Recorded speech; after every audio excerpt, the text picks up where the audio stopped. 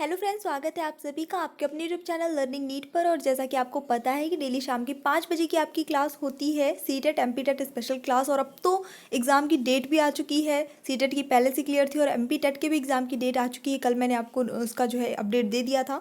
खैर चलिए स्टार्ट करेंगे सेशन आज का। देखेंगे संस्कृत पैडागोजी की, जिन लोगों ने संस्कृत चूज़ की उनके लिए आज की क्लास है। संस्कृत पैडागोजी के क्वेश्चंस और डेली हमारे अलग अलग सब्जेक्ट्स होते हैं, तो आप एक बार चेक ज़रूर कर लिया करिए। चलिए देखते हैं। तो यहाँ पे संस्कृत में एक ऐसा सब्जेक्ट है कि आपको व्याकरण भी पढ़नी होगी, क्योंकि जो गद्यांश पद्यांश आते हैं उसमें व्याकरण भी पूछा जाता है। प्लस आपको संस्कृत समझना भी ज़रूरी होगा, साथ ही साथ पैडागोजी भी पढ़नी होगी, तभी आपका अच्छे से क्लियर होगा। खैर स्टार्ट करेंगे।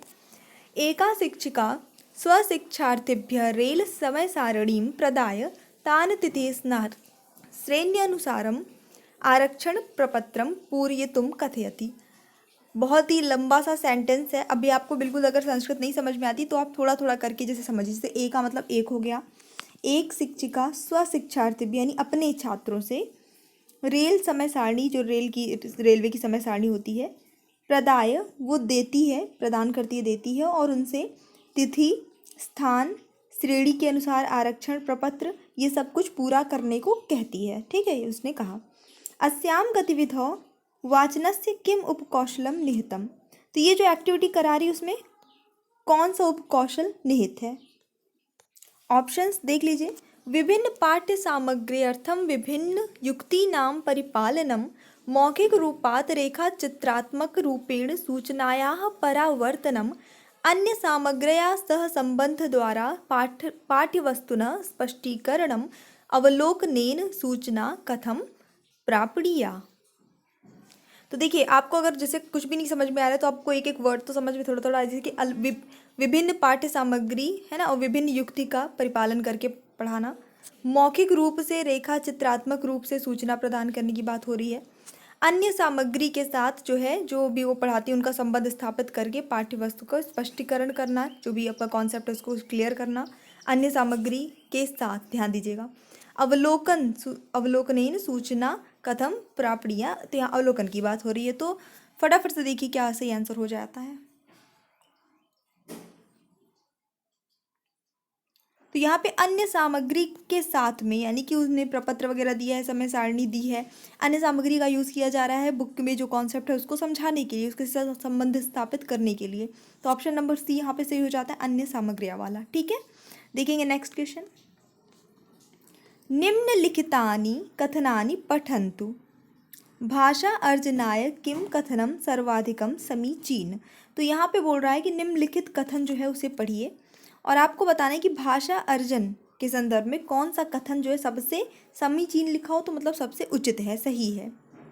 ठीक है, ऑप्शंस देख लेंगे। छात्र भाषायाः व्याकरण नियम केंद्रितः भवेतु, तेषां नियम ज्ञान भाषण कौशल प्रबोधयति। ठीक है, सेंटेंस थोड़े लंबे लंबे हैं पर आप उसको हिंदी के हिसाब से पढ़िए, जैसे कि छात्र के भाषा व्याकरण नियम केंद्रित होता है, ऐसा करके आप समझ सकते हैं उसको। आप हिंदी में अगर पूरा ट्रांसलेट एज इट इज़ नहीं करें, लेकिन वर्ड्स में अंक की मात्रा जो लगी रहती है, ये सारी चीज़ें हलंत वगैरह हटा के पढ़ेंगे तो आपको बहुत क्लियर समझ में आएगा। ये एक छोटी सी टिप है मेरी तरफ से। रूप संरचना अधिकृतः को अपि छात्रः व्याकरण ज्ञान प्रयोगेण भाषां प्रवाह रूपेण वक्तुं लेखितुं समर्थः भवति। छात्राः बुद्धिप्रयोगेण तार्किक निगमन तर्कशक्त्या च भाषा संरचना नियमान् अवबोद्धुं समर्थाः भवेयुः। शिक्षिका, इसको ध्यान से पढ़िएगा, लंबा है बहुत ज़्यादा। तो शिक्षिका छात्राणां मौखिक संप्रेषण वाचन शब्दावली लेखन कौशलानि केंद्रीकृत्य कार्यं कुर्युः। व्याकरण नियमाः अपवादाः च तथैव सार्थक्यं प्राप्नुवन्ति यदा एते मौखिक रूपेण समायोजनेन च भाषायाः किंचित आंतरिक विकासं कुर्वन्ति। अभी मैं ये सब कुछ पढ़ के आपको बताती हूँ, एग्ज़ाम जब बहुत पास आएगा तब सब कुछ आप खुद करेंगे, क्योंकि एग्ज़ाम में आपको खुद करना है। ठीक है, पर तब तक आपसे बनने लगेगी काफ़ी संस्कृत। चलिए देख लेंगे इसका जो आंसर होता है वो क्या सही हो जाता है। ऑप्शन नंबर डी ही सही होगा, इसीलिए मैंने कहा था इसको थोड़ा ध्यान से पढ़िएगा, इसको समझ भी लेते हैं थोड़ा सा। भाषा अर्जन से संबंधित बात थी, तो यहाँ पे इसका अर्थ हो जाता है कि शिक्षिका छात्राणाम यानी शिक्षक छात्रों को मौखिक संप्रेषण वाचन, शब्दावली, लेखन कौशल, इन सभी को केंद्र बिंदु में रखकर कार्य करें तो ज़्यादा सही होगा। इसके अलावा व्याकरण के नियम और अपवाद जो कुछ भी होते हैं में तभी सार्थकता को प्राप्त होते हैं जब मौखिक रूप से समायोजित करके भाषा के कुछ आंतरिक विकास करते हैं। यानी कि पहले जो है मौखिक रूप से समायोजन होना ज़्यादा इम्पॉर्टेंट है। और वैसे भी जब बच्चे भाषा सीखते हैं, भाषा अर्जन करते हैं, चाहे किसी भी तरह से सीखें, पहले सब कुछ मौखिक रूप से ही वो सीखते हैं। लिखना तो फिर बाद में आता है। संप्रेषण इम्पॉर्टेंट हो जाता है। ये सारी चीज़ें, यानी जो पॉइंट्स इसमें मेन चीज़ें दी हैं वो सारे इम्पॉर्टेंट हो जाते हैं। तो करेक्ट आंसर आपका ऑप्शन नंबर डी हो जाता है।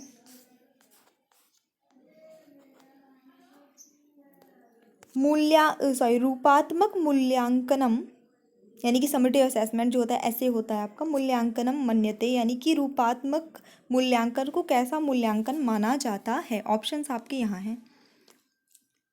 अधिगमनाय, अधिगमने, अधिगमनम धृकृत्य, ओके एट लर्निंग, अधिगमनस्य। मतलब सब कुछ लिखा अधिगम ही है। अब थोड़ी बहुत अगर आपकी संस्कृत की व्याकरण अच्छी होगी तो आप समझ जाएंगे। विभक्ति वगैरह पढ़ा होगा शब्द रूप, तो ए लग गया तो क्या बन गया, आय लग गया तो क्या अर्थ बन गया, से लग गया तो क्या बन गया, ऐसा। देखिए, रूपात्मक मूल्यांकन तब कहते हैं, किसको माना जाता है कि जब सीखने के साथ ही उसका मूल्यांकन भी किया जाता रहे।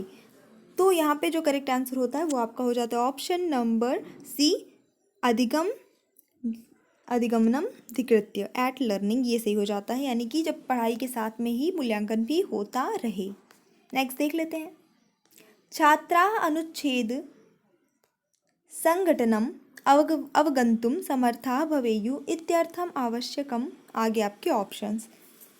प्रश्न को हम थोड़ा सा समझेंगे। देखिए, छात्रों को अनुच्छेद का संगठन प्राप्त करने के लिए, पता लगाने के लिए, समझने के लिए समर्थ होना चाहिए।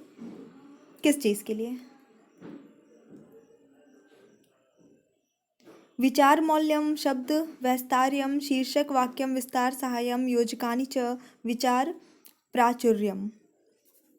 तो यहाँ पे जो सही आंसर है आपका ऑप्शन नंबर सी हो जाएगा, शीर्षक वाक्य। पहली बात तो शीर्षक वाक्य यानी कि जो अनुच्छेद का शीर्षक क्या होगा इसका ज्ञान छात्रों को होना चाहिए। उसकी व्याख्या, विस्तार और सहायक जो योजक हैं इन सभी का ज्ञान होना चाहिए। ठीक है, तभी वो किसी अनुच्छेद का पूरी तरह से संगठन समझ सकते हैं। सतत व्यापक मूल्यांकनम, यानी जो CCE है आपका, वो इत्यनेन सम्बद्धा व्यापक इति संकल्पना छात्रस्य वृद्धि विकासान्तर्गते ब्लैंक पक्षम विवृणोति।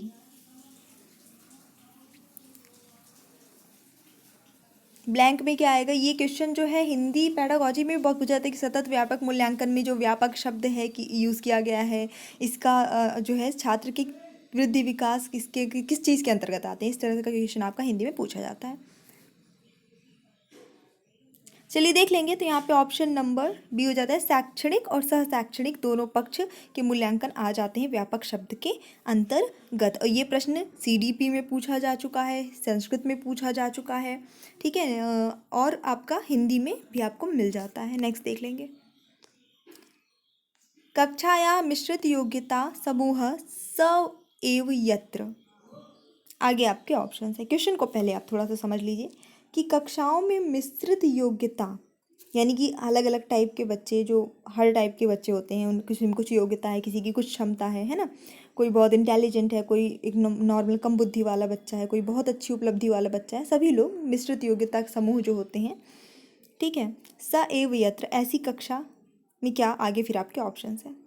विभिन्न राष्ट्र संबद्धा छात्रा मिलित्वा पठन्ति, समाजस्य विभिन्न स्तर संबद्धा छात्रा मिलित्वा पठन्ति, मंद गति शिक्षार्थिनः यानी स्लो लर्नर्स होते हैं, उच्च उपलब्धि प्राप्ताः च मिलित्वा पठन्ति, बालकाः बालिका च मिलित्वा पठन्ति।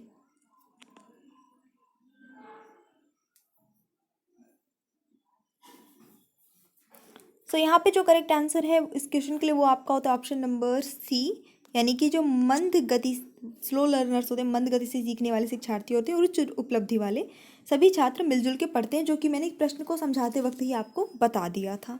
ठीक है, मिश्रित योग्यता, योग्यता की बात ही आ गई कि मिश्रित योग्यता ने हर तरह की योग्यता वाले छात्र। ठीक है। अच्छा, एक चीज़ यहाँ पे आप नोटिस करिए, कुछ कभी कभी, हमेशा तो नहीं लेकिन कुछ कभी कमेंट्स आते हैं तो बहुत दुख होता है कि एक टीचर होकर किसी को नहीं पता है इसके बारे में। देखिए, आप सीटेट का कोई भी पेपर उठा के देखिए, संस्कृत के पेपर में आपको हिंदी का प्रयोग कहीं भी नहीं मिलेगा, मिलेगा तो इंग्लिश का ही प्रयोग मिलेगा। पूरे इंडिया की कोई भी सीबीएसई स्कूल की बुक उठा के आप संस्कृत की देख लीजिए, आपको हिंदी का एक शब्द नहीं मिलेगा उस बुक में, एक भी। तो संस्कृत जो है उसका एक्सप्लेनेशन हिंदी से नहीं बल्कि इंग्लिश से ही होता है, इंग्लिश से ही किया जाता है। लेकिन स्टेट बोर्ड्स जो होते हैं, जैसे कि यूपी बोर्ड्स, और जहाँ पे हिंदी भाषी राज्य हैं, क्योंकि वहाँ के लोग और हिंदी मीडियम के स्टूडेंट्स हैं अगर वो, तो वो नहीं समझ पाएंगे। अगर इंग्लिश में लिखा होगा तो संस्कृत वैसे भी नहीं बन रही है, इंग्लिश भी नहीं बन पाती है, तो ऐसे में वो नहीं समझ पाएंगे, इसलिए वहाँ हिंदी का प्रयोग किया जा रहा है, अभी भी किया जाता है। पर इसका मतलब ये नहीं कि अगर कोई इंग्लिश का यूज़ करता है संस्कृत में तो वो गलत कर रहा है, वो इतना बड़ा पाप कर रहा है, ऐसा कुछ नहीं है, है ना। बहुत लोग कमेंट करते हैं कि संस्कृत पढ़ा रहे तो हिंदी बोलो, इंग्लिश का यूज़ नहीं होना चाहिए, ऐसा कमेंट करते हैं। तो बहुत दुख होता है कि एक टीचर को ये पता होना चाहिए कि संस्कृत में इंग्लिश का ही सबसे ज़्यादा यूज़ होता है, हिंदी से ज़्यादा। खैर, देखेंगे अभी। निम्नलिखितेषु किम कथनम असमीचीनम, इनमें से कौन सा कथन जो है असमीचीन, अभी अ लग गया है तो यानी अनुचित है, सही नहीं है, ये आपको बताना है। संप्रेषणात्मकं शिक्षणं मूलतः उत्पादक कौशलयोः यथा भाषणस्य लेखनस्य च समृद्ध्या सम्बद्धम्। संप्रेषणात्मकं शिक्षणं मूलतः व्याख्यान अभिव्यक्ति द्वारा अर्थ स्पष्टीकरणेन सम्बद्धम्। संप्रेषणात्मकं शिक्षणं व्यवहारिक जीवने भाषा प्रयोगं लक्ष्यीकरोति। संप्रेषणात्मकं शिक्षणं मूलतः वर्तन्याः भाषायाः च नियमानां द्वारा शब्दावल्याः व्याकरणनियमानां च शिक्षणेन सम्बद्धम्। तो गलत आपको कथन यानी असंगत कथन जो है आपको वो बताना है यहाँ पे। तो यहाँ पे ऑप्शन नंबर डी जाता है सही, कि संप्रेषणात्मक शिक्षणम मूलतः वर्तन्या भाषाया च नियमान द्वारा शब्दावल्या, यानी कि ये बोल रहा है कि संप्रेषणात्मक शिक्षण में मूल रूप से वर्तनी है, भाषा है, नियम द्वारा शब्दावली व्याकरण के नियम से, ये इन सभी शिक्षण से संबद्ध है संप्रेषणात्मक। ये कथन जो है गलत है, क्योंकि संप्रेषणात्मक शिक्षण बेसिकली उत्पादन कौशल जो भी होते हैं आपके, जैसे भाषण और लेखन, क्योंकि हम जब संप्रेषण करेंगे, हम बातों को अपनी अभिव्यक्ति करना चाहेंगे, अपनी बातों को दूसरों तक पहुंचाना चाहेंगे, तो ऐसे में जो सबसे पहले इम्पॉर्टेंट होता है वो क्या होता है, या तो हम बोल सकें, भाषण मतलब बोल सकें, भाषण कौशल विकसित होना चाहिए, या लिख के अपनी बात दूसरे तक लिखित रूप में पहुंचा सके, ये सबसे इम्पॉर्टेंट होता है। ठीक है, सबसे पहला इम्पॉर्टेंट यही होता है। जो आपका ऑप्शन नंबर वाला ए था वो समीचीन होता तो ये वाला सही होता, उत्पादक कौशल। नेक्स्ट देख लेंगे। एका शिक्षिका अन्विष्यति यत् तस्याः केचन छात्राः भाषाप्रश्नपत्रस्य लेखनसम्बद्धभागे निम्नश्रेणीं प्राप्नुवन्ति, सा निम्नश्रेण्याः कारणं ज्ञातुम् एकं परीक्षणं परिकल्पयति। तत् परीक्षणं किं कथ्यते? नैपुण्यपरीक्षणं, निदानात्मक परीक्षणं, अभिवृद्धि परीक्षणं, उपलब्धि परीक्षणं।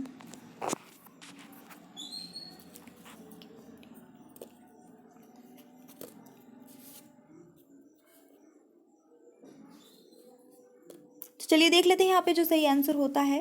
क्वेश्चन को पहले थोड़ा सा आप समझ भी लीजिए कि एक शिक्षिका है जो अन्वेषण करती है, अन्वेषण कार्य करती है। उनमें से कुछ छात्र जो है, केचन छात्र भाषा प्रश्न के लेखन से संबद्ध भाग में निम्न श्रेणी प्राप्त करते हैं, बहुत अच्छे मार्क्स नहीं प्राप्त करते हैं।